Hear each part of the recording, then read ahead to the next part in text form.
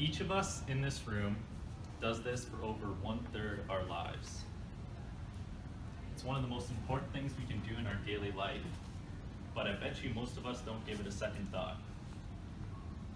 Too little of it, and it can lead to increased risk for diseases, increased exposure to the common cold, and reduce your productivity.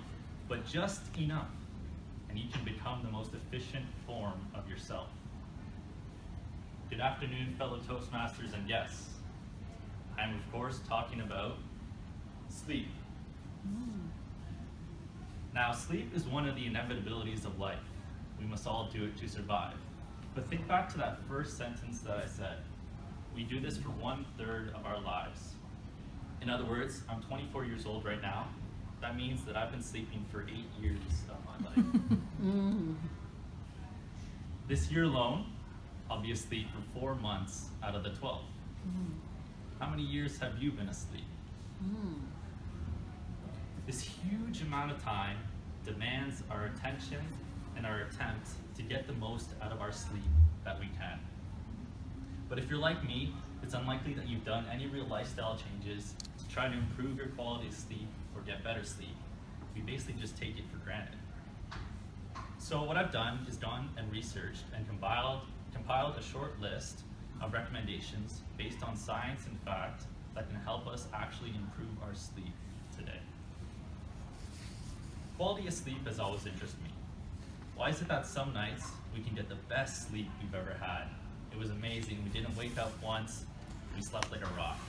But then the very next night, we can have the worst sleep we've ever had, waking up multiple times throughout the night. Just altogether, it was a terrible sleep. Is it something we did that day? Is it something we ate? Is it something we didn't do? And are we able to control it? This was my goal when researching this topic, trying to answer this question, and I came up with 3 recommendations that can help us all get a better quality of sleep. Research says that adult humans over the age of 25 require between 7 and 9 hours of sleep, depending on the quality you get. Interestingly enough, giraffes require the least amount of sleep out of all mammals at only 2 hours per night. Why do they require only 2 hours? Are they getting bad sleeps because their beds are too short?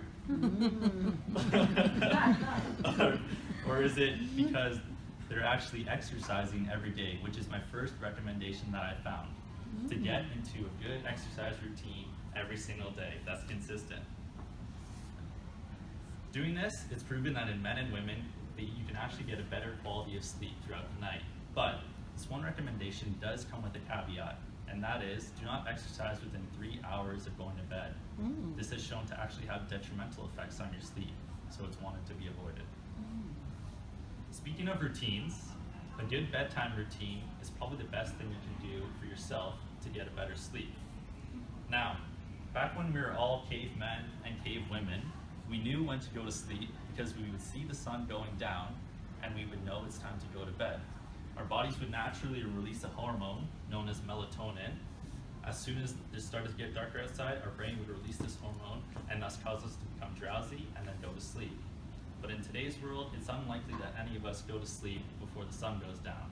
We're up a lot later now, so it's important to tell our bodies to trigger this release of this natural hormone so that we can naturally go to bed. Some ways to do this would be to, as it gets closer to your bedtime, start to dim the lights in the room you're in, allowing your body to know that it's starting to get late. Also, you can have a bedtime routine that involves doing a relaxing activity, such as reading a book before you go to bed. This way, your body can basically create those mental pathways and know when you're going to go to bed very soon. Finally, the third tip is that you want to watch what you eat and drink before going to bed. We all know that consuming caffeine close to bedtime can inhibit your sleep, but scientists are now recommending that you should not consume caffeine after 12 o'clock noon on the day before you're going to bed. Also, do not consume alcohol close to bedtime, and do not overgorge yourself during dinner, because then when you're sleeping, your body focuses on breaking down that food, and it can't be in the nice relaxed state that it wants to be to get you the best night's sleep possible. Sleep is an important part of our lives and everything we do. With endless distractions today, such as TV, movies, we're working longer hours, there's more and more reasons for us to stay up later and later. What is important that we do have a good amount of sleep based on the amount of time that we spend on it. It's critical that we get the best sleep possible, and in order to do that, you should get into a good exercise routine that you can do every day. You should also watch what you eat and drink, and finally, you should get into a good bedtime routine so your body knows when you're going to bed each night. In conclusion, it's critical that we try and focus on our sleep and pay attention to try and get the best that we can, and hopefully these tips will help you do just that.